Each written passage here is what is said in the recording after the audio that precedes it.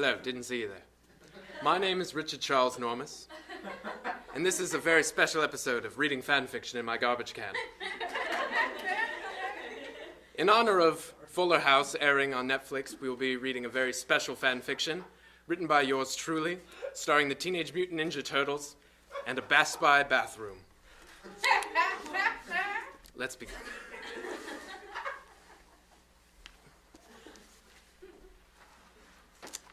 Lost my place. The Teenage Mutant Ninja Turtles were down on their luck. They'd cleaned up the streets and a great era of peace fell over New York City, or whatever weird fictional city the Turtles live in. "There's nothing to do around here," said Leonardo, the leader of the Turtles with a rock-hard turtle penis. "Aw, don't be such a bummer, Leo. You know what you need to cheer you up?" asked Michelangelo, the party dude who could suck a subway train dry. "I swear to Christ, Mikey, if you suggest pizza one more fucking time, I'm going to strangle you to death," laughed Raphael. "No, Raph, we need you to pound some booty hole. It's been months since any of us have crushed some seriously righteous puss," cheered Mikey. So the Turtles, except for Donatello, because honestly he's a punk-ass bitch, put on their disguises and left their home in the sewers in search for some gnarly balls to gargle. The Turtles found themselves at their favorite local glory hole in the Best Buy bathroom. And there the horny young reptiles waited, and waited, and waited, until finally, a nice, juicy dong found its way through the glory hole like a pig in a blanket.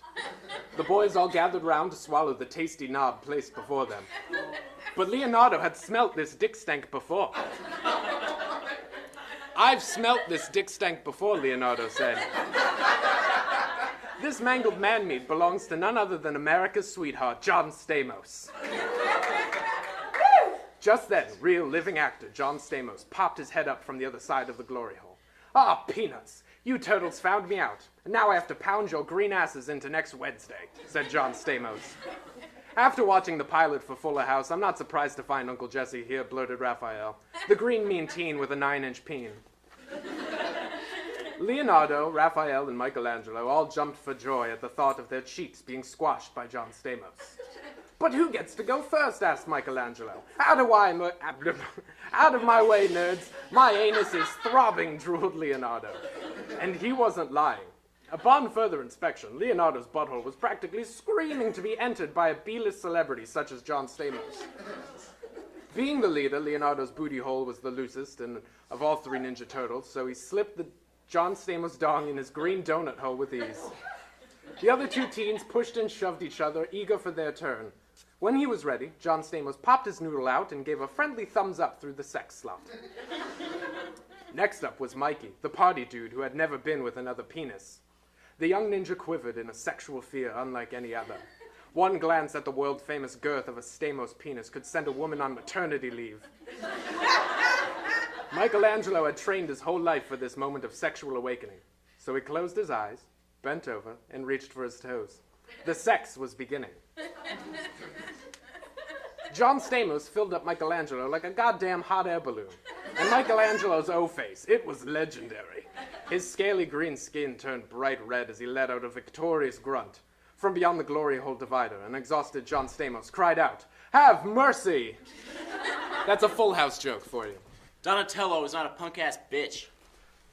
Goodbye!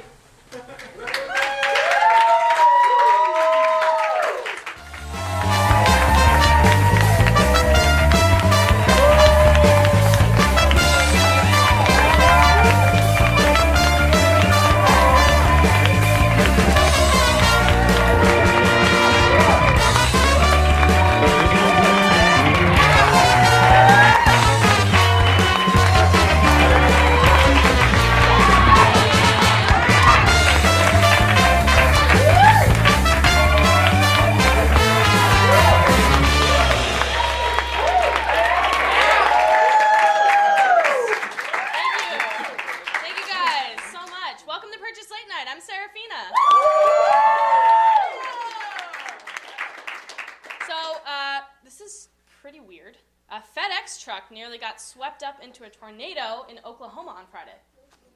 They always have their excuses, don't they?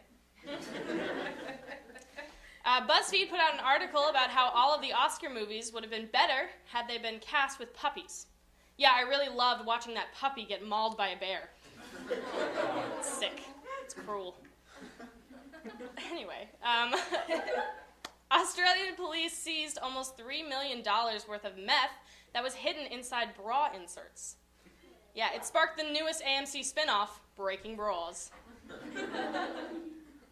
The 80th annual Oscars were on Sunday, and there was a lot of racial controversy surrounding the event. And it still doesn't help that the Academy still uses goldface on all of those statues. Oh. All right. Speaking of the Oscars, Leonardo DiCaprio won his very first Oscar award and gave his very first acceptance speech. And his first lasted as long as Philip's first. First time sexual experience. Aw, Philip. He did have the longest speech.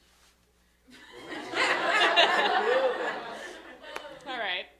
And also during Leo's speech, he said thank you to all of his friends. Wow, that was weird. Sorry, let me start that again. During Leo's speech, he said thank you to all of his friends. He said, you know who you are. So I just wanted to take a moment. You're welcome. You know who you are. Okay, guys, we're going to have a great show tonight. We've got Orchestra Seats coming on to talk about their show. And Corry Loveday is our musical guest. Yeah. We're going to take a quick break with a digital short.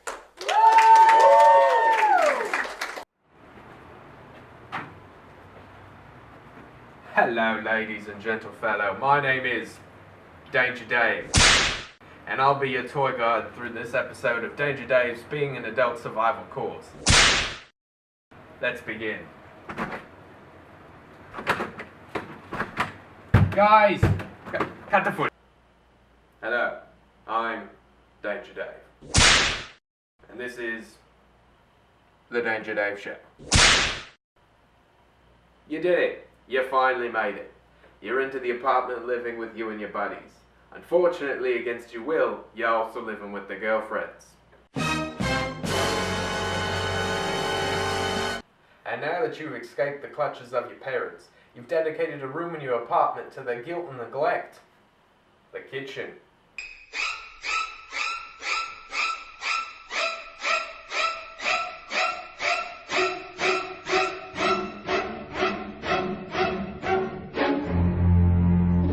Oh, Darlene, he spent the whole night in your room. I'm not stupid. Yeah, well, neither am I. First of all, I don't want to have sex yet. And second, you think I'd do it with you 20 feet away? Why not? You could do it real quiet without us knowing about it. Really? You can't.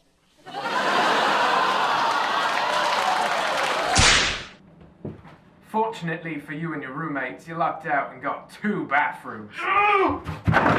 Cut the footage! Cut the footage! Just because you're comfortable stewing in your own poop soup doesn't mean that you're off the hook for locking the door when you need a bit of private time between you and your sweet cheeks. That's why I always carry around my handy-dandy bag of sand. In case of emergencies. Fucking random, man. So your roommate's a bed squeaker. What could those two possibly be squeaking about under those blankets? They could be performing a flea circus, or watching my favorite movies, Grown Ups and Grown Ups 2, starring Adam Sandler. Normally I'd recommend communication, saying things like, hey man, if you're gonna play Candyland under the covers, I want in, but sometimes they just won't listen. That's why I always have a plan B. Ah!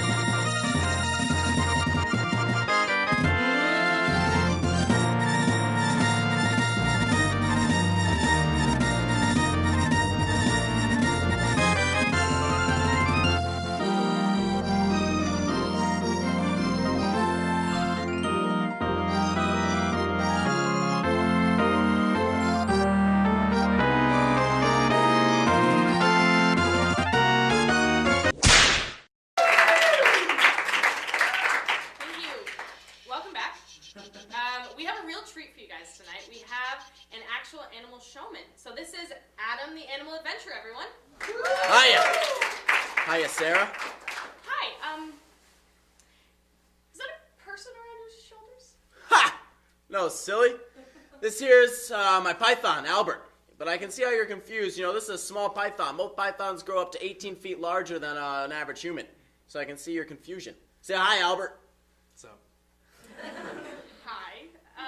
Adam, I'm sorry, but that really looks like a person to me. Well, you're not wrong, Sarah. Pythons and humans do share a lot of similarities. You see, if you look closely here, all right, here we go. Both humans and pythons have eyes. You see that? Yeah. So here's a python. real name's Ryan. Oh, Does he think you're a real snake? wow. He's just presenting himself to you. You know, usually they only do that when they're looking for a mate. Or we're just trying to be polite. Jesus Christ. Just trying to have a conversation. He's insane. Oh, insane creatures. I know. They're just incredible. That's why we got so many more for you. You ready for our next one?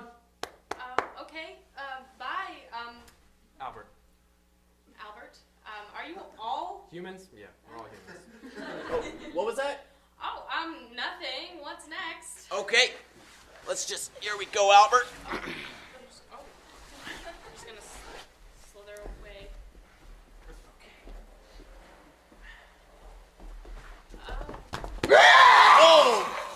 Whoa, Nelly. Nelly. Oh my God. Sorry about that. This here's a Siberian tiger. Sorry, he really likes it when we do that. Oh, no problem. So what is this? Oh, he just generally thinks we're animals. Okay. Sure. So, how did you get here? Oh, I found this one in the only place you find Siberian tigers. Illinois. I was making an igloo in the park and happened to be wearing an orange jacket. Oh. So, Adam, how did you catch Nellie? Oh, well, that was a long day of adventuring for me, Adam the Adventurer. You know, I had to track her all day and sort of get her used to the sight of me. He followed me all day in the park. So then we developed this sort of trust, and she came up to me and roared at me. I got super weirded out, and so I just walked up to him and yelled at him to leave me alone. So I pulled out my tranquilizer gun and tranked her and brought her home. Yep, and he shot me with a fucking dart. Adam, how do you think the animals feel about that? Oh, you mean you wouldn't be happy with a free ticket out of Russia, Siberia, Illinois? I mean, it's really not that bad. I mean, the rent's free because he thinks we're animals. I get to take naps all day. I'm used to raw meat by now, and sometimes kids pet me. It's a sweet life. Okay. What about her family, Adam? Oh well, for that, Sarah, you really just gotta... Okay, there we go. For that, Sarah, you really just gotta look at an animal lover's most valuable resource, the Jungle Book. And you know, you look at that, and did the tiger and that have a family? No, they didn't. My dad's an alcoholic, and he beat me, and my mom's dead. Oh my God. I know, shocking. Sometimes I too wish the Jungle Book was wrong, but it's not. It never is. Should we move on? Sure. Okay. Bye, Nellie. Really nice meeting you. Bye, Sarah. Oh, by the way, Albert, the snake, he thinks you're really cute. Oh, you're getting a look at those rompers, right? Quite something. That's correct. At all. Okay. That's nice. Now, the next animal we got for you here is Toucan Sandy. Oh, hi, Sandy. How are you? Sarah, you gotta get me out of here, please. I can't do this like the others. I'm going crazy. He took me away from my family. And by the way, Albert the snake thinks he would like to snake his way into your life. Oh, that's sweet, I guess. Oh, it's the beak, right? So sweet, so colorful. You know, I still have that reaction when I see it. Wow. You want to see her fly? Yes, Sarah, say yes. Oh, yes, I do. I really want to see her fly. All right. Thank you, Sarah. It's torture with him. All he does is give me seeds and I'm in a cage that's the size of a real bird cage. Oh my God, Sandy, that's Magnificent? I mean, just look at this wingspan, folks. Look at that. You know, they used wings, toucan wings, to make the first box of Fruit Loops. Now let's get her off this leash and watch her fly. Yeah, fly, Sandy. Fly away. Run away, Sandy. Wow, look at that beaut. Oh, Yeah. fuck! I told you to lock the doors. I have to go. Thank God. We'll be right back. Can someone please call the cops? Woo!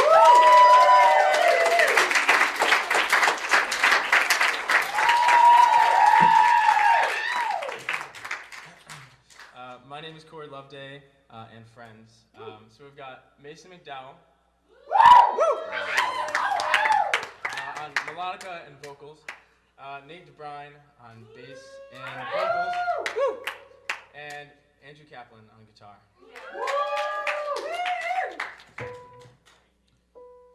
So this first song is called "Meet with You," and it's really happy.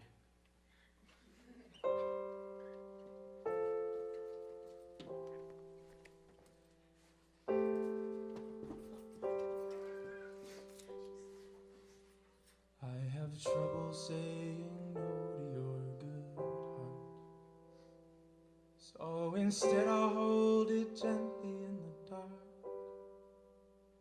I have trouble saying yes to solitude, so instead I'll find a time to meet with you. And I know we said goodbye months ago, so I'll try not to meet with you.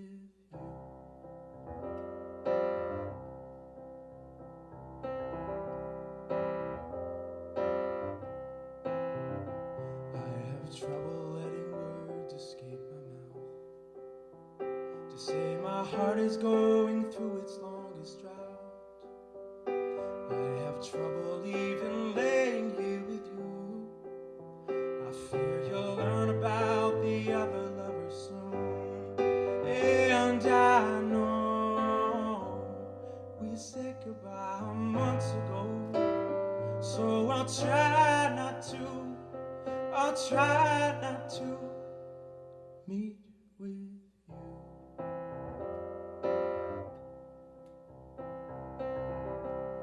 But still I'll do.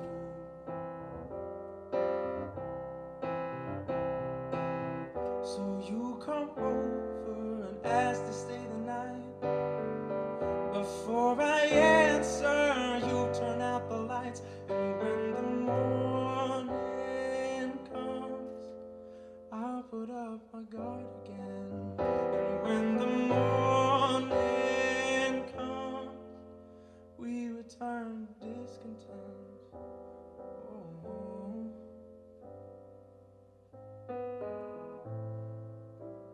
So I'll try not to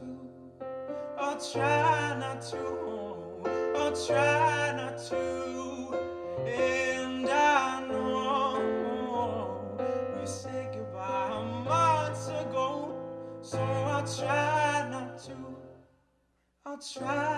to meet with you.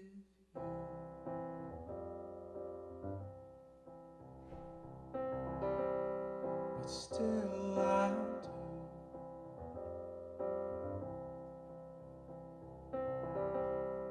Still I do.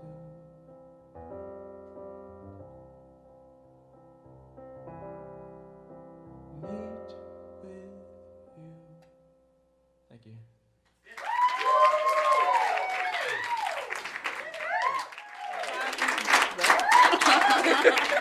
Thank you, guys. We're here with the cast and crew of Orchestra Seats. Would you guys like to introduce yourselves and tell us what you do in the production? Yeah, sure. My name is Achi Lyles. I am producing the show. I also wrote it and directed it. I'm Marjorie Prophet. I play Denise. My name is Nadia Duncan, and I play Luella. I'm Demetrius, and I play the character Malcolm. Awesome. Yeah. So, so what is Orchestra Seats about? Orchestra Seats is about a young woman, Luella, who just happens to be black. She's 28. She has the job of her dreams. She's marrying the guy of her dreams. and he happens to be white. And her ex comes back from a while ago, and he happens to be black as well, who knew? And some topics of race come up and how people, mostly black women, think about themselves within relationships, especially interracial relationships, but also just self-esteem in general and how they view themselves in the workplace. Awesome. And you wrote it, so Yes. is this your writing debut as well? Yes, writing so and your directorial. writing and directorial debut, which is amazing. And that is going to be going up in Southside. Yes, on March 10th, 11th, and 12th. We have 8 p.m. shows all 3 nights, and also a 3 p.m. matinee on that Saturday. That's awesome. So you guys handle a lot of, I feel like, emotionally charged stuff. How do you guys kind of, relax a little bit? It's a very tight-knit cast. Yeah. We like to joke. It's only us 4 and, us 3 and one more guy. Oh, wow. Yeah, Sean, wherever you are. Wherever he may be. He's in class. Oh. Good. I didn't know. Yeah, but just joke around, have fun. Try not to take it too seriously. Yeah. And there are some funny scenes. I think they're funny. I don't know if I can say they're funny. Yeah. I wrote them. There's some funny scenes to counteract the more heavy stuff. Yeah. That's great. Awesome. So if you guys want to see wow, I can't say it either. It's hard. Orchestra Seats. You can check it out in Southside, March 10th through the 12th. We'll be right back.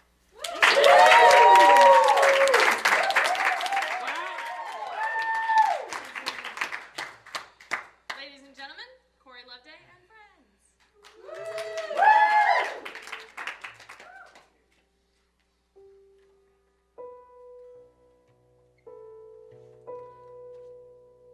This next song is called Humboldt Park.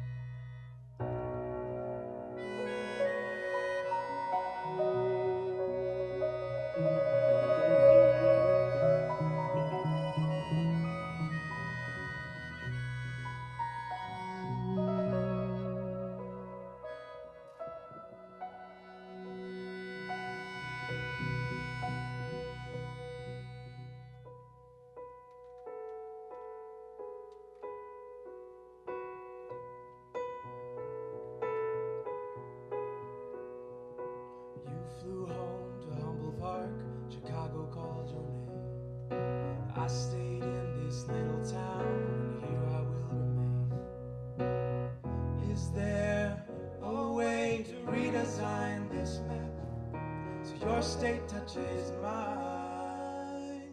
'Cause distance is unkind.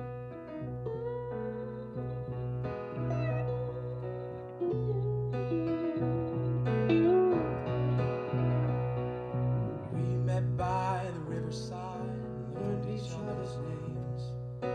Oh, I wish that you had stayed for more than just 3 days. Is there a way to redesign this map so your state touches mine? 'Cause distance is unkind.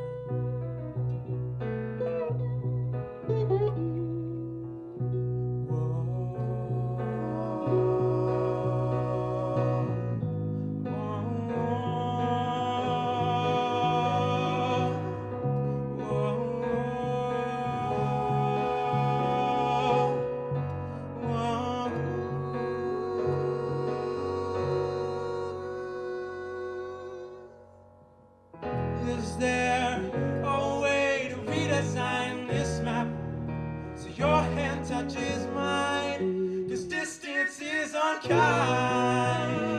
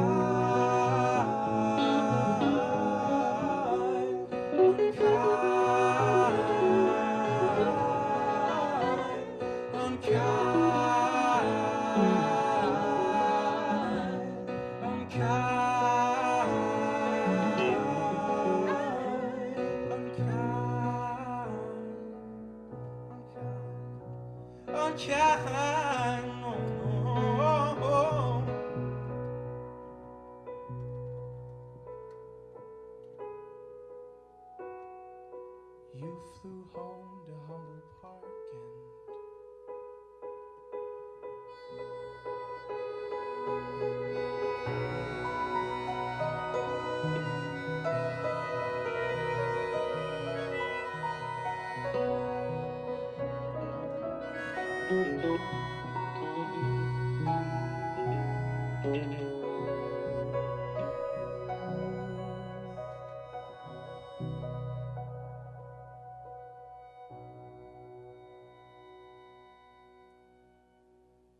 you so much.